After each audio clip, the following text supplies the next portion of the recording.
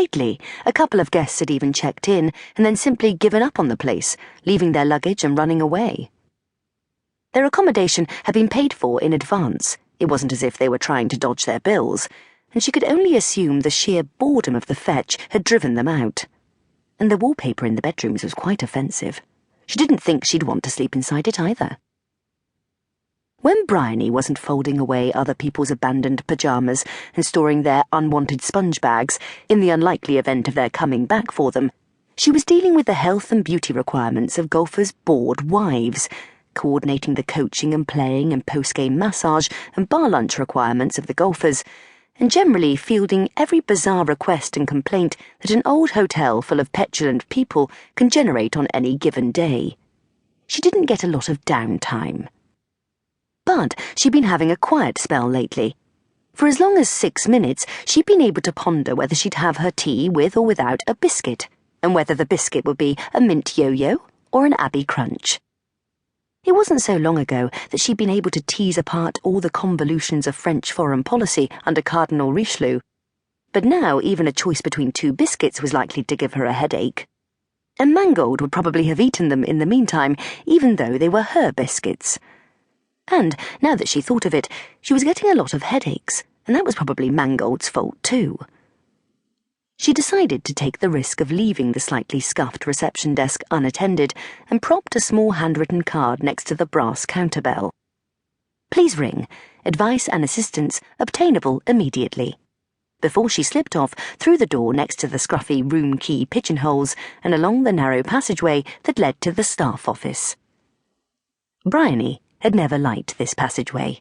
It was too narrow, and its wallpaper was dreadful, worse than in the bedrooms. A claustrophobic pattern of purple and red swirls, which almost seemed to wriggle when you looked at them. And it was always either overly cold in here or, like today, much hotter than was pleasant. She tended to rush the journey. As she rushed, it wasn't far and would take less than a minute. She wasn't aware that behind her, the wallpaper not only wriggled, but swelled in 2 places, heaving and stretching until it seemed there were 2 figures caught behind it and fighting to get out. Had she turned and seen this happening, it would have made her very frightened and also slightly nauseous. But she kept on walking, hurrying, simply aware of an odd taste in her mouth, as if she'd been sucking pennies. When Bryony reached the office doorway, she saw that both her packets of biscuits had disappeared, and there was a little gathering of crumbs on the shelf where she'd left them. She didn't see, because her back was turned, and anyway, why on earth should anyone be on the alert for such a thing? The 2 figures had detached themselves stickily from the nasty wallpaper and were now padding along towards her.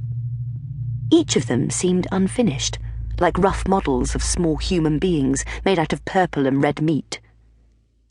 Their outlines shifted and rippled horribly. Eyes and teeth emerged to the front of 2 rudimentary heads. They showed white and shining and clever against the shifting masses of glistening flesh. And there was no way out for Bryony. The staff office was a dead end in every sense, as she'd often told herself. Oh, bum, Bryony sighed. This was going to be another awful day, and she had the very distinct feeling she was being watched. There was a tingling against her neck. She was filled with an impulse to turn round, and also an idea that if she did, she might not like what she discovered. As they walked, now very close to Bryony, the figures kept altering, their outlines firming, features coming into focus and solidifying.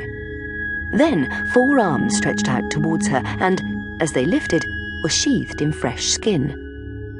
4 hands became completely hand-like, with 4 thumbs and 16 fingers and 20 fingernails, just as they reached out to clutch her. As Bryony finally did begin to spin round, she felt herself being held by both her wrists and heard the word, "Boo!" being shouted by 2 very similar voices. Oh, for goodness sake! It was the Fetch twins, Honor and Xavier, looking up at her and giggling while they squeezed her wrists. "You 2 nearly scared the life out of me." "That would be bad. Your life should be in you," said Xavier, the boy twin. The Fetch twins weren't absolutely identical, as they liked to tell everyone. They were a boy and a girl, very alike, but not the same.